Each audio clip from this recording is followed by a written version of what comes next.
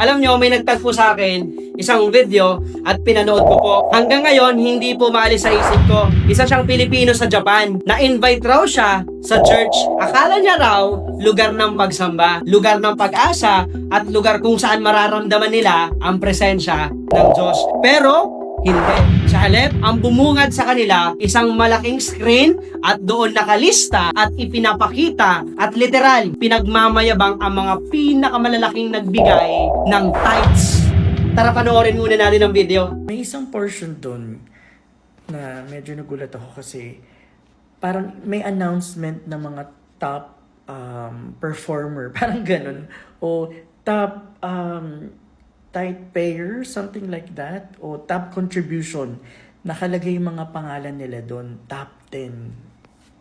So, i-announce nila kung sino yung top 10 contributors of the year. E di, lahat excited, medyo iba, kinakabahan.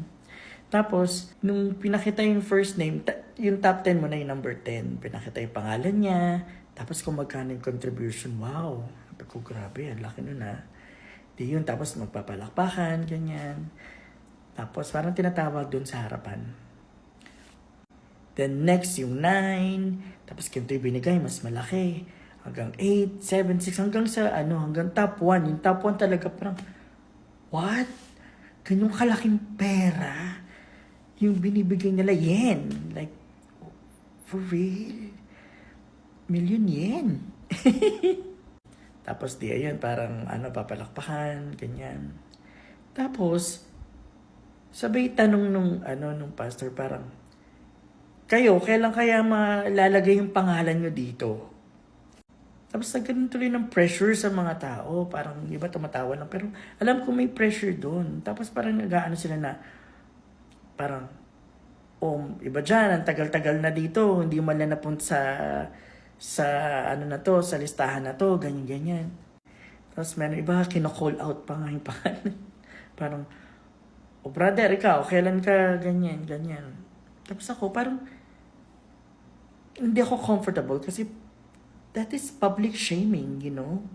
Teka, simbahan ba ito? Kung nagpunta siya sa awards night ng mga top donors of the year, simula pa lang, mali na. Ang tawag dito, hindi worship. Ang tawag dito, abuso.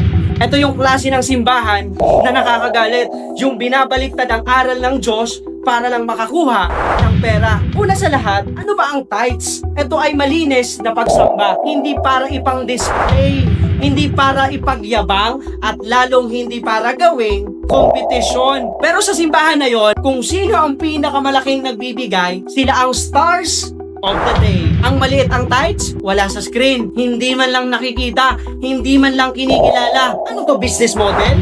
Brand strategy? O nagtayo sila ng kulto ng kayamanan? Hindi ko alam kung anong klaseng puso ang meron ng mga leadership doon. Pero, isa lang ang sigurado ko, hindi ito ang turo ni Jesus. Naalala ko tuloy yung sinabi ni Jesus tungkol sa babaeng balo. Yung naghulog ng 2 pirasong barya, hindi niya ipinagyabang, hindi niya ipinaplas sa harap ng templo. Pero sabi ni Jesus, siya ang mas maraming ibinigay. Bakit? Kasi ang Diyos hindi tumitingin sa halaga, kundi sa puso. Pero tingnan mo ang simbahan na yon, baliktad.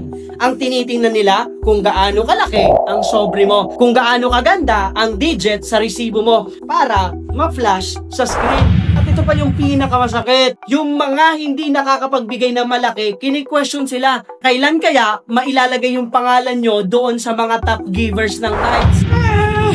Ano ba to? Nakaka-stress naman. Kaya minsan, napapatanong ako, ano ito, Lord? Saan sa Bible itinuro ni Jesus na blessed are the top tithers for they shall receive recognition? Wala. Hindi ito ebanghelyo. Ito ay kahihiyan. At ang mas masakit, maraming tao ang nalilinlang. Maraming mananampalataya ang iniisip na kung hindi sila nagbibigay ng malaki, mas mababa ang halaga nila sa harap ng Diyos. Hindi mo kailangan maging milyonaryo para mahalin ka ng Diyos. Hindi mo kailangan ng malaking tithes para tanggapin ka ng Panginoon. At hindi mo kailangan ng spotlight. Ang kailangan mo lang ay puso. Yun ang tinitingnan ng Diyos. Pero dahil sa mga abusadong simbahan na kagaya niyan, ang pagsamba nagiging transaksyon. Ang relasyon sa Diyos nagiging price list. At ang altar nagiging ATM machines. nakakagalit, nakakahiya, at dapat tinatawag ito sa harap. Kaya, kung ikaw ay nakaranas ng ganitong uri ng simbahan, hindi ikaw ang mali. Hindi ang pananampalataya mo ang problema. Ang mali, ang mga sistemang inuuna ang pera kaysa sa mga tao. Simbahang inuuna ang recognition kaysa repentance. Simbahang inuuna ang digits kaysa discipleship. Tandaan mo ito, hindi ka sinusukat ng Diyos base sa laman ng wallet mo.